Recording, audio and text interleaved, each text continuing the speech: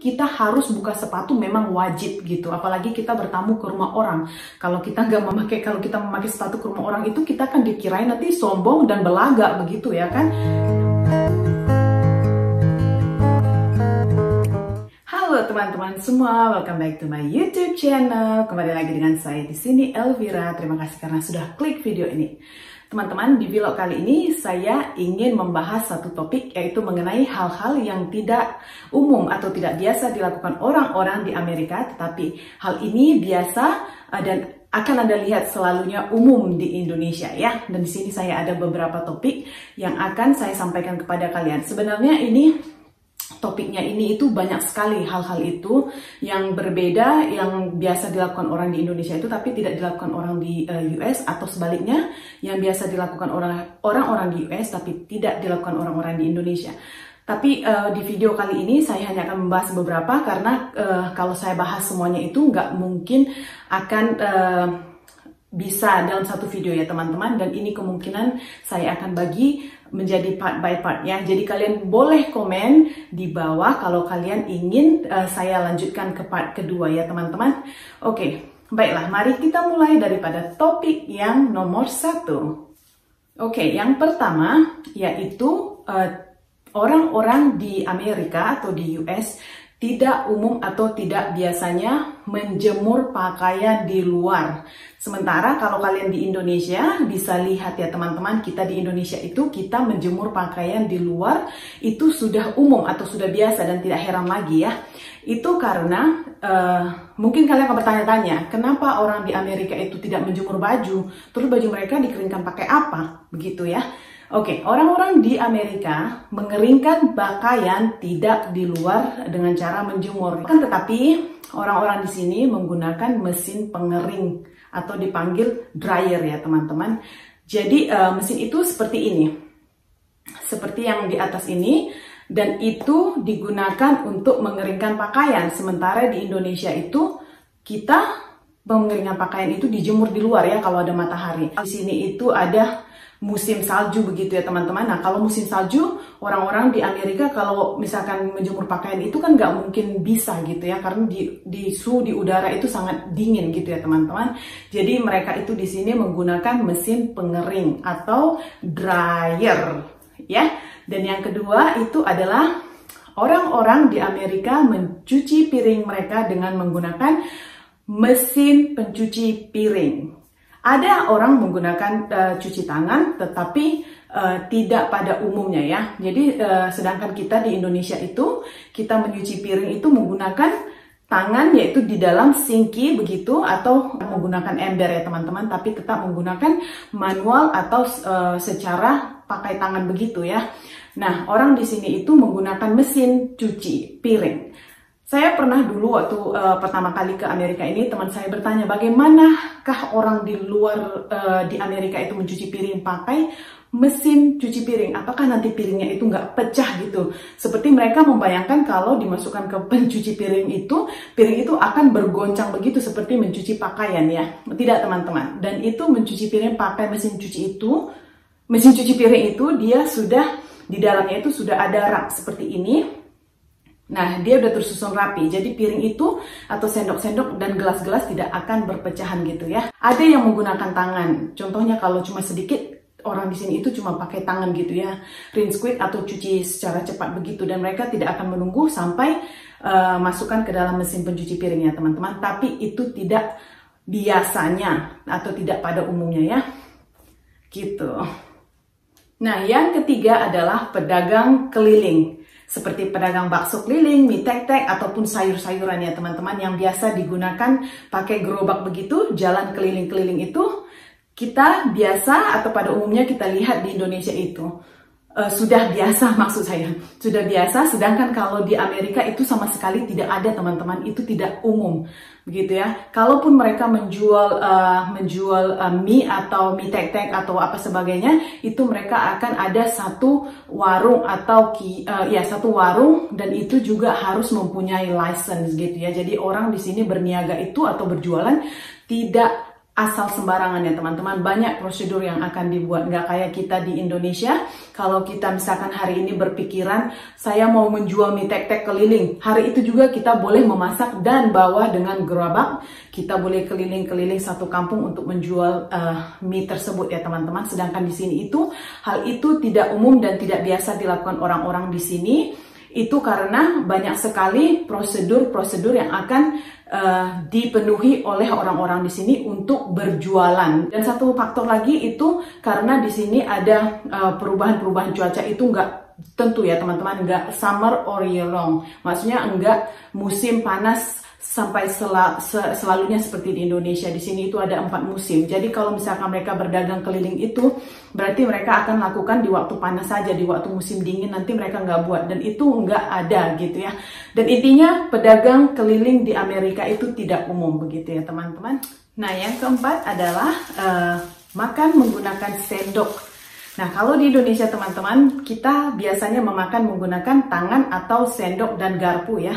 Sedangkan kalau di Amerika ini orang pada umumnya, saya nggak bilang keseluruhannya ya, tergantung apa yang dia makan juga. Tapi pada umumnya orang-orang di Amerika ini makan menggunakan garpu saja, tidak menggunakan sendok. Jadi sekiranya kalian pergi ke restoran, misalkan mau beli makanan itu untuk dibungkus, mereka akan membagi atau memberikan nanti garpu dengan pisau di dalam atau tisu, kecuali kalau kita membeli sup atau bubur nasi begitu, itu pun kalau kita pergi ke Asian restaurant ya teman-teman, mereka akan memberikan sendok tergantung dengan apa yang kita makan. Tapi pada umumnya orang di sini itu makan menggunakan garpu. Nah, saya di sini ada contoh, ini saya dapatkan dari restoran di sini. Kalau saya pergi membungkus makanan begitu, mereka akan bagi.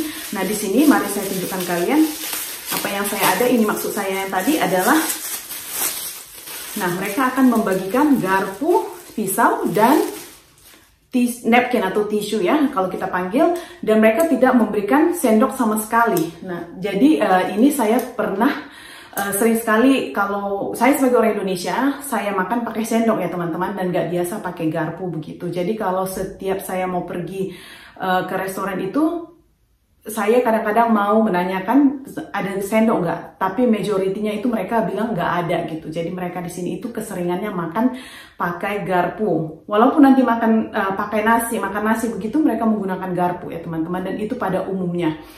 Dan saya nggak bilang ini semuanya sama sekali di US itu nggak ada sendok, enggak ya.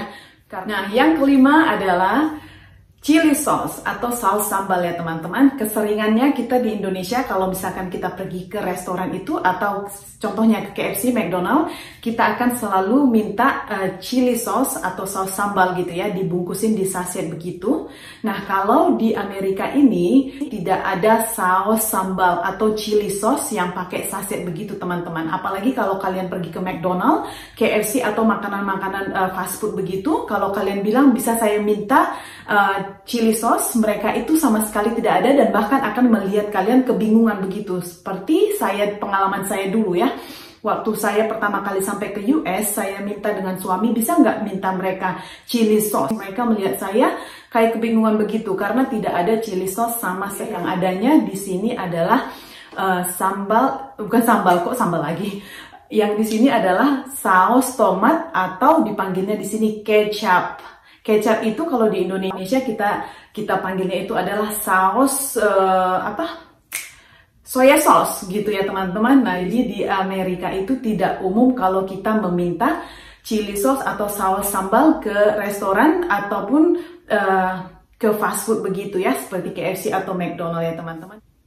Next, yang keenam adalah makan sambil lesehan atau makan duduk di tikar begitu ya. Kayak kita di Indonesia, kita sering sekali melakukan hal ini.